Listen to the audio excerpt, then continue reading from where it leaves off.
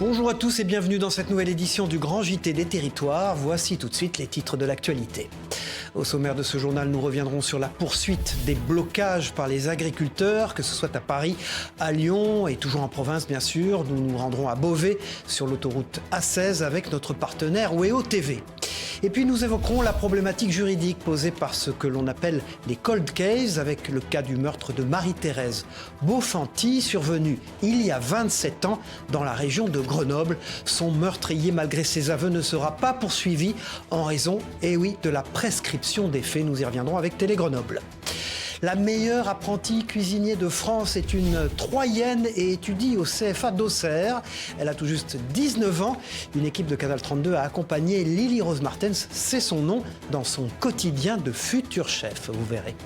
Enfin, nous irons avec notre partenaire TBO en Bretagne à la rencontre de cette entreprise d'insertion qui a développé une bouée de sauvetage qui équipe les navigateurs en solitaire engagés sur l'Arkea Ultimate Challenge.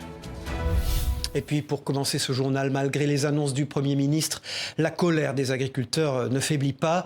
Plusieurs centaines de tracteurs ont convergé vers Paris et Lyon, provoquant de grands blocages sur plusieurs axes routiers et aussi pour l'accès au marché de Rungis. En province aussi, l'action des agriculteurs se poursuit, comme l'a constaté Jérôme Houbron, sur l'autoroute A16 à Beauvais pour notre partenaire WEO TV, la chaîne de la Voix du Nord. Sur une autoroute déserte, le bivouac retrouve peu à peu son calme. Tu penses ça va tenir ça ?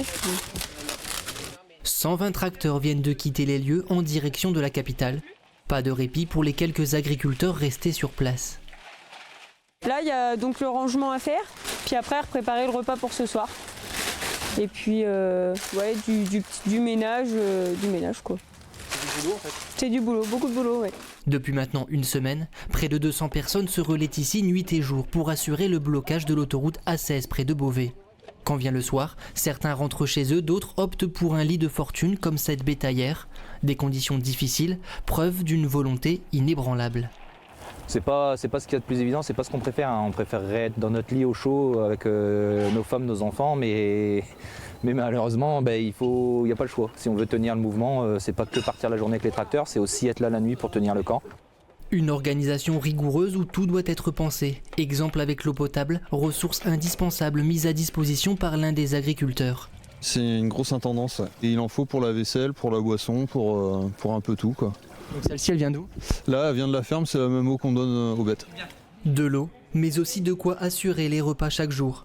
Pain, fruits, viande ou même légumes, des produits issus des organisations professionnelles agricoles ou bien donnés par celles et ceux qui soutiennent à leur façon le mouvement. Dans tous les cas, un carburant pour le moral. Il faut rester soudés, il faut rester mobilisés et ensemble on est plus fort. Ce siège, les agriculteurs disent pouvoir le tenir une semaine de plus. D'autres actions prendront forme comme à Amiens où les rassemblements débuteront à 9h. Voilà, et puis la grogne agricole se propage à d'autres corps de métier. Il en va ainsi des chauffeurs de taxi qui s'étaient donné rendez-vous lundi à l'aube devant le stade de Bordeaux. Près d'1 millier d'entre eux ont mené une opération de blocage de la circulation sur la rocade bordelaise. Des taxis girondins, mais aussi de 5 départements voisins venus protester contre la nouvelle convention qui les lie aux caisses primaires d'assurance maladie.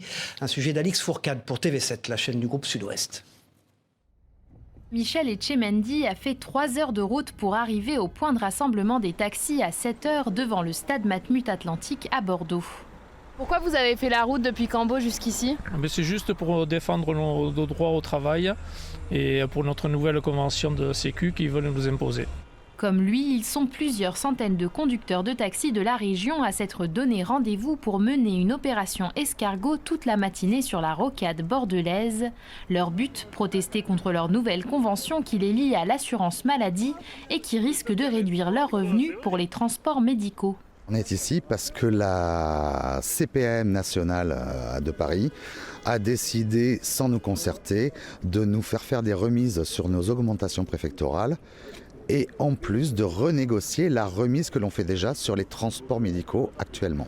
Et on ne sait pas où on va, on a bientôt peur de ne plus pouvoir vivre correctement de notre métier. On a des patients qui nous appellent tous les jours, on ne sait pas dans quelles conditions on va pouvoir les transporter. Donc à force de ne pas avoir d'écoute, on est obligé de faire des blocages comme aujourd'hui. Avant leur départ, les conducteurs ont distribué des tracts aux passants, plutôt rattachés à leur cause. Je suis moi-même agriculteur, vous savez, donc avec ce qui se passe aujourd'hui en France, c'est quand même difficile de gagner sa vie. Vous les soutenez ? Bien sûr que je les soutiens. Pour quelle raison ? Les taxis et les agriculteurs, ils ont bien raison, ça suffit maintenant. À 8h, le convoi a démarré et s'est divisé en 2 groupes pour investir les rocades intérieures et extérieures. Ils doivent être reçus à 15h à la préfecture de la Gironde. Tout à fait autre chose. De nombreux crimes ne trouvent pas leur solution après de nombreuses années. C'est ce qui a conduit à la création du pôle judiciaire des crimes non élucidés. Un pôle qui se heurte parfois à la loi sur la prescription. Il en est ainsi de la décision de la Chambre de l'instruction de la Cour d'appel de Grenoble qui a confirmé la remise en liberté d'Yves Chatin. Ce dernier qui a reconnu le meurtre de Marie-Thérèse Bonfanti en 1986 à Pontcharrat a pu sortir de la prison la semaine dernière. Incroyable. Regardez ce reportage de Mirko Pecci pour Télé Grenoble. Le 22 mai 1986 à Pontcharrat, Marie-Thérèse Bonfanti, une jeune mère de 25 ans, disparaît alors qu'elle distribuait le journal. Sa voiture est retrouvée devant une maison, clé sur le contact. À l'époque, le propriétaire des lieux, Yves Chatin, est soupçonné, interrogé, puis relâché. L'affaire est classée en non-lieu 2 ans plus tard. La famille n'a jamais lâché prise et elle a toujours pensé que Yves Chatin pouvait être lié à la disparition de Marie-Thérèse Bonfanti. Donc ils ont mené leur propre enquête, ça a duré aussi des années. Ils ont donné le résultat de leur travail au procureur de la République, Éric Vaillant, qui a missionné la gendarmerie nationale pour relancer également cette procédure. En 2022, Yves Chatin est placé en garde à vue. Il avoue son meurtre et dévoile le lieu où est enterré le corps. Mais le 28 novembre 2023, 37 ans après le crime, la Cour de cassation a estimé que les faits étaient prescrits. Aujourd'hui, on est vraiment dépité. On ne comprend pas cette décision qui est vraiment une décision décourageante et qui n'est pas courageuse de la part de la Cour de cassation. Je ne pense pas que c'est un bon renvoi à la population d'avoir donné ce compte-rendu. Pour nous, c'est difficile d'entendre qu'il y a prescription dans notre affaire parce que tout était caché. Jusqu'au corps de notre maman, il a été caché. Là, avec cette prescription, du coup, il peut ressortir libre et en plus blanchi par la loi. C'est incompréhensible aujourd'hui. Accompagnés de leur avocat, la famille de la victime a participé à une conférence sur les cold cases en présence de Jacques Dallest, à l'origine du pôle spécialisé de Nanterre.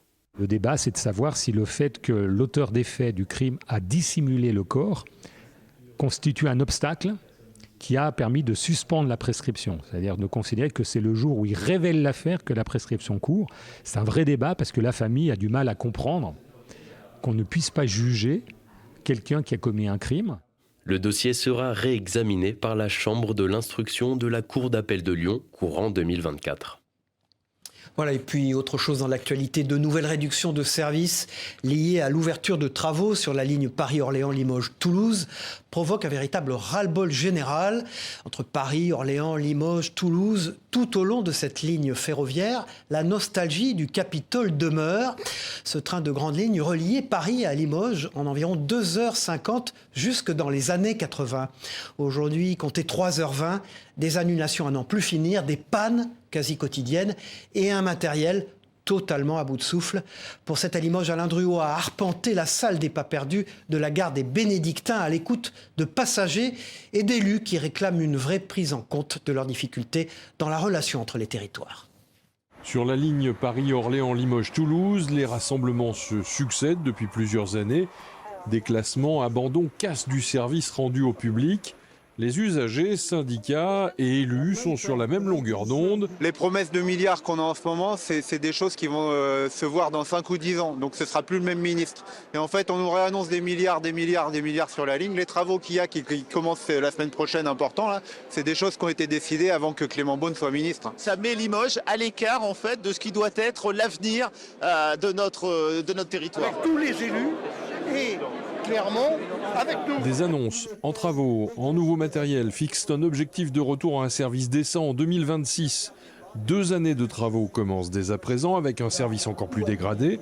Temps de parcours et fréquences vont être malmenés. Il faut croire à cet objectif, mais on est unis pour surveiller SNCF et gouvernement pour que l'objectif de 2026 ne soit pas repoussé au calendrier grec. Il faut que l'on se batte pour que les engagements pris soient tenus. Ce n'est que dans le collectif que nous y arriverons. Le service qui est supposé être rendu pour 195 € n'est pas rendu. Donc ça confine presque à l'escroquerie maintenant. Alors une fois un incident, ça s'entend, 2 fois ça peut se comprendre, mais tous les jours de manière récurrente, c'est-à-dire que si aujourd'hui le train n'est plus en panne, c'est presque une anomalie. La SNCF a mal joué en disant on va faire tenir notre matériel jusqu'au prochain, sauf que ça tient pas. Et puis l'État joue pas non plus son rôle, puisque c'est l'État qui est l'autorité organisatrice de transport pour les intercités. Il y a fort à parier que d'autres rassemblements râle-polte vont se tenir dans les prochains mois. La nostalgie du Capitole demeure et l'ensemble des participants espèrent le retour de la fiabilité du service sur la ligne. Saint-Christophe sera convoqué, les pratiquants ferroviaires devront reprendre le train. Voilà, à 19 ans, elle remporte le concours de meilleur apprenti cuisinier de France. Ouvrons maintenant une page gastronomique dans ce journal pour adresser toutes nos félicitations à Lily Rose Martens, car à 19 ans, la jeune femme a remporté le concours de meilleur apprenti cuisinier. Elle n'est que la 4e femme à inscrire son nom au palmarès presque exclusivement masculin de cette épreuve, si convoitée, qui compte 69 lauréats. Elle a aussi pour elle d'avoir réussi son CAP en seulement 1 an contre 2 habituellement. Lily Rose est donc une surdouée de la cuisine, comme l'a constaté Canal 32 sur place. Regardez. À 19 ans, Lily Rose Martens a remporté le titre de meilleur apprenti cuisinier de France lors de l'épreuve nationale qui a réuni les 13 meilleurs candidats régionaux. Ça m'a changé parce que j'ai appris à gérer mon stress, même s'il y en a toujours encore un peu. Après, là déjà, je vais pouvoir faire un stage à l'Élysée. C'est la preuve qu'avec un CAP, on peut faire de grandes choses, que c'est pas forcément une voie pour les personnes qui savent pas trop quoi faire. Après l'obtention de son bac, avec plus de 17 de moyenne et une mention très bien, Lily Rose a choisi de se réorienter vers sa première passion, en visant l'excellence. Ça m'a un peu surpris, mais pas très longtemps, parce que depuis l'âge de 9-10 ans, elle venait déjà avec moi, elle montait sur un seau à décorer les donuts. Ça l'a toujours beaucoup plu. Je ne m'attendais pas à ce qu'elle gagne le titre, parce qu'il y a quand même de très grandes maisons qui sont là. Le deuxième, c'est quand même l'apprenti de chez Anne-Sophie Pic. Et puis il y avait d'autres étoilés Michelin. Donc il y avait du lourd derrière. Les portes des 250 restaurants gastronomiques s'ouvrent à elle. L'épreuve du concours lui a permis de cuisiner des plats de chef avec le soutien d'un coach. Donc mon rôle à moi, à partir du moment où on était qualifié pour la finale, c'est de l'amener prêt le jour J. C'est l'équivalent d'être meilleur ouvrier de France chez les apprentis. Et sauf qu'il n'y en a qu'un. À partir des fiches techniques et des recettes, elle s'est entraînée durant 2 mois. Avec le soutien de son entourage, Arrêt Forge lui a confectionné ses emporte-pièces, son restaurant, du temps pour s'exercer. Il y a vraiment une notion de transmission. Et bien sûr que pour Lily, quand on a su qu'elle rentrait dans ce concours-là, moi je lui ai donné carte blanche. J'aime bien dans la cuisine, c'est justement qu'il n'y a pas trop de limites. Il y a des recettes que j'aime bien, des plats traditionnels que j'aime bien, mais j'aime bien aussi l'innovation, la cuisine moléculaire, je trouve ça vraiment intéressant. Lily Rose Martens a choisi de prolonger son CAP en entamant une année de formation dans la réalisation de desserts pour restaurants. Le chef étoilé Jérôme Nutil, installé à Nîmes, ne conçoit pas son métier sans de fortes valeurs de partage et d'humanité. C'est la raison pour laquelle il organise chaque semaine, avec le Secours catholique du Gard, des ateliers de cuisine pour ses bénéficiaires en précarité. Pour Via Occitanie, Olivier Michel a participé à ce moment d'une grande convivialité, durant lequel le meilleur ouvrier de France 2011 a ouvert ses cuisines et a élaboré avec eux le repas de midi. Regardez. Courges, poireaux, marrons, c'est autour des légumes et fruits du moment que le chef étoilé Jérôme Nutil a concocté son menu du jour. On va faire un velouté de courges, avec des éclats de châtaigne, je vais mettre, et une crème à la truffe. Après, il y aura de la volaille qu'on va faire à la crème de foie gras avec une purée de pommes de terre. Et puis une brioche perdue avec des ananas rôtis, glace vanille et coulis caramel. Particularité de sa brigade, elle est aujourd'hui constituée de bénévoles et de bénéficiaires de l'aide du Secours catholique. Un geste de solidarité pensé à la lecture du dernier rapport annuel sur l'état de la pauvreté en France, qui alerte sur la situation catastrophique de certaines femmes, de plus en plus nombreuses à tomber dans la précarité. C'est un public qui est soit en situation de précarité financière, soit qui vivent des situations d'isolement. L'objectif de pouvoir les réunir aujourd'hui, c'est de créer du lien, de pouvoir venir découvrir de nouvelles méthodes de cuisiner, mais surtout de passer un moment convivial. Ah, t'as du mal là, hein, t'es costaud, t'as du mal là. Autour du chef et de ses dosages, de beurre, de sel, de vin blanc ou de rhum, les questions fusent et les langues se dénouent. Parce que moi qui, en général, suis un peu timide et tout, j'ose pas trop, et bien là, je commence à comprendre. On apprend des choses, on voit d'autres façons de faire, plus fines, plus différentes. Un temps de convivialité pensé par le chef avec la volonté de les sortir de leur quotidien. Au terme de la matinée, les convives ont été invités à passer à table, histoire de savourer leur propre mets. Voilà, et puis depuis la fermeture en 2023 du dernier bar-épicerie, les habitants de Saint-Bonnet-le-Coureau dans la Loire n'ont plus qu'une seule boulangerie pour satisfaire leurs besoins. Pour y remédier, la commune a décidé d'investir 700 000 € dans la rénovation d'un ancien hôtel-restaurant, fermé depuis presque 20 ans. Elle espère ainsi recréer un lieu de vie et offrir un service à sa population. Écoutons les explications de Joël Épinat, maire de Saint-Bonnet-le-Coureau, au micro de TL7 dans la Loire. L'idée, c'est que le gérant investisse à minima dans le bâtiment. La commune, pour tout ce qui est infrastructure, appartement, le gérant aura à investir au niveau de la cuisine et du mobilier. Mais par contre, derrière, nous, on aura un loyer très modéré, 300 € par mois, pour que la personne puisse développer son entreprise.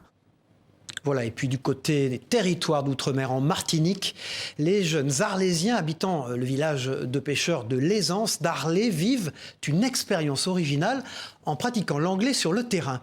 Une vingtaine d'élèves de 3e du collège sont ainsi allés à la rencontre de touristes pour un accueil entièrement en anglais. À Let You Know, Discover the TV from our partner via ATV Martinique. Avec l'accent, s'il vous plaît, regardez. We are students from secondary school à Saint-Célio. L'accueil de ces touristes se fait exclusivement en anglais. Pas toujours évident d'aborder des étrangers dans la langue de Shakespeare, mais ces collégiens de 3e et de SECPA se prêtent volontiers à l'exercice. C'est déstabilisant de les entendre parler anglais, parce qu'on n'a pas l'habitude. Donc c'est justement l'exercice qu'on fait aujourd'hui, sert à nous habituer à l'anglais. Le fait de parler anglais, oui, c'est un petit peu compliqué. Mais on apprend. Une surprise pour ces touristes majoritairement originaires de Grande-Bretagne. Tous apprécient l'accueil qui leur est réservé et l'effort fourni par ces jeunes.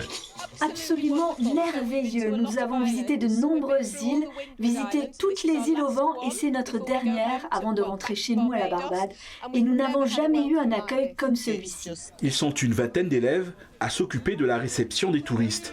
Un projet pédagogique du collège Alexandre Stelio d'Aisance d'Arlay. Ce sont les professeurs, l'équipe pédagogique du collège qui a pensé qu'il fallait permettre à nos élèves de pratiquer cette langue vivante en dehors des murs, de venir, et comme nous sommes une commune très touristique, d'associer nos élèves à cet accueil de façon à ce que les élèves soient très sensibles, non seulement à la pratique, de l'importance de la pratique de l'anglais, mais dans l'accueil des touristes. Pour la municipalité arlésienne et le comité martiniquais du tourisme, l'action est à la fois éducative et promotionnelle. C'est un pari pour l'avenir. Pourquoi ? Parce que nous sommes un territoire touristique. Et ces activités demandent de la main-d'œuvre de plus en plus. Et dans le cadre de l'insertion professionnelle, à charge pour nous, au niveau de la ville, effectivement, de faire émerger plus de jeunes pour s'inscrire et rentrer dans ces filières-là. Ces jeunes Martiniquais renouvelleront cette opération les 27 et 29 février prochains. Cette fois à Fort-de-France, puis à Saint-Pierre. Elle accompagne les skippers de l'Arkea Ultimate Challenge dans leur tour du monde en solitaire. Elle, c'est Silzig, une bouée de sauvetage 100% brestoise. Elle est confectionnée dans un atelier mobilisant des salariés en insertion professionnelle. Un reportage d'Alex Caillan sur cette bouée un peu particulière. C'est notre partenaire TBO, la chaîne du groupe Le Télégramme sur place. On a eu la chance de pouvoir faire dédicacer la Silzig à l'Arkea Ultimate Challenge par les 6 skippers. Mais bien avant d'embarquer pour cette course, la bouée avait déjà été utilisée par Jean-Luc Cam pour secourir Kevin Escoffier en 2020. La Silzig a déjà fait ses preuves. L'homme à la mer peut en fait s'y accrocher par les 2 poignets, se laisser tracter. Une fois qu'elle est arrivée près de l'embarcation, au plus près de l'embarcation, elle va pouvoir en fait manipuler la Silzig et s'y entourer. Et c'est dans cet atelier de Brest que la bouée est fabriquée par des salariés en insertion. Au-delà de la production, c'est surtout un moyen pour les personnes de remettre un pied dans le monde du travail. Le plus gros apport qu'on peut apporter ici, c'est la prise de confiance. C'est souvent quand ils arrivent, c'est ce qui leur manque. Après un accident, Marie-Hélène a passé plusieurs années sans travailler. Alors ici, elle prend un réel plaisir à revenir vers l'activité, même si cela demande quelques efforts. Je n'avais aucune connaissance au niveau de tout ce qui était machine, mais j'ai appris pas à pas et qui demande un certain temps pour arriver à ce que ce soit bien fait. Parfait, la perfection n'existe pas, mais on essaye d'y arriver au plus. Les salariés sont accompagnés entre 6 mois et 2 ans, le temps de se projeter vers un autre avenir professionnel. Voilà, et puis je vous signale la reprise de Face au territoire en collaboration avec Ouest France, Nice Matin, France Antilles, Le Point, 20 minutes et Géostratégie. Pour ce premier numéro, nous recevions François-Xavier Bellamy, député européen et vice-président du parti Les Républicains. Il est tête de liste LR aux élections européennes. Je vous propose d'écouter son intervention dans Face au territoire sur TV5 Monde. Quand on est tête de liste aux élections européennes, comme vous l'êtes, est-ce qu'on est vraiment maître de la constitution de sa liste ? J'ai lu un écho dans Le Point il y a quelques jours disant que vous ne vouliez pas de Geoffroy Didier, un de vos colistiers possibles, qui est lui-même sortant. J'ai vu qu'au Sénat, les sénateurs LR, vous avez dit « Ah, on ne veut pas de Brice Hortefeux, de Nadine Morano ». Comment faites-vous ? Et est-ce que vous êtes leur chef, donc vous les suivez ? Comment ça se passe ? Vous savez, j'ai beaucoup de respect pour le travail des journalistes, mais pour le coup, ce qui concerne ces rumeurs que parfois on trouve colportées de ci ou de là ne me paraît pas ni décisif pour les Français, ni bien souvent correspondre à la réalité. Nous travaillons avec Éric Ciotti, ce ne sera pas seulement ma décision, bien sûr, c'est une décision collective, ce sera la liste de notre famille politique, mais nous travaillons avec un seul objectif, c'est d'être utile aux Français demain, de pouvoir faire en sorte de peser dans les institutions européennes, de faire que les candidats de cette liste seront le plus convaincants possible pour les électeurs pour pouvoir être demain le plus efficace possible pour pouvoir servir la voix de la France au Parlement européen. C'est la seule chose qui compte pour nous. Voilà, et puis Lucien Magana est luthier depuis près de 30 ans. Il fabrique des guitares dans son atelier de Sionzier en Haute-Savoie. En plus de rechercher le son parfait, il s'amuse avec l'esthétique pour faire de ces instruments des objets uniques. Chacun d'entre eux a été fait sur mesure, vous allez le voir. Ce travail minutieux nécessite plusieurs heures, voire plusieurs années de labeur. Pour 8 Mont-Blanc, Kezia Poudou l'a rencontré dans son atelier. Regardez.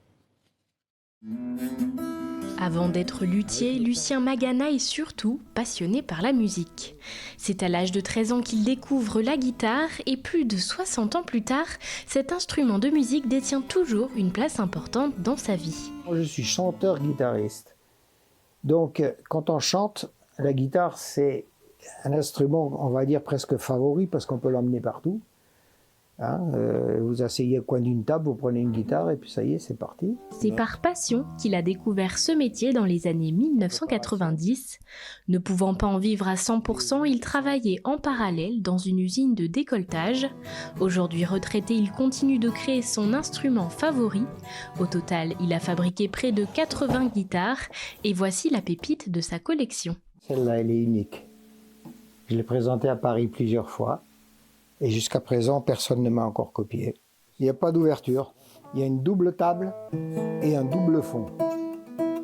Mais avant de pouvoir sortir de telles notes, ce prototype lui a demandé beaucoup de temps, plus de 2 ans de travail.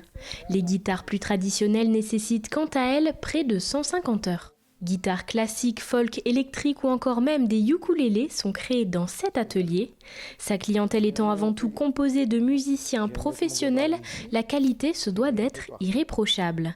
Et cela commence d'abord par le choix du bois et notamment de la table d'harmonie, élément essentiel de la guitare puisqu'elle a un énorme rôle à jouer dans la sonorité de l'instrument. L'épicéa est un très bon bois de résonance qui est utilisé depuis le Moyen-Âge pour fabriquer les violons, les violoncelles, etc. Le bois de chacune des parties de la guitare, comme le manche, le fond ou encore les éclisses, a été réfléchi pour optimiser ce matériau au maximum. Suivant si vous voulez une guitare qui brille ou une guitare qui soit un peu plus sourde ou un son qui soit un peu moins brillant ou un peu plus brillant, on travaille exactement sur les barrages qui sont sous la table. Le plus gros de cette commande sur mesure a été effectué. Une fois terminée, elle ira dans une salle spéciale dont l'hygrométrie est mesurée pour permettre à l'instrument une conservation optimale. Voilà, c'est la fin de cette édition. Merci de nous avoir suivis. On se retrouve très vite pour une nouvelle édition du Grand JT des Territoires.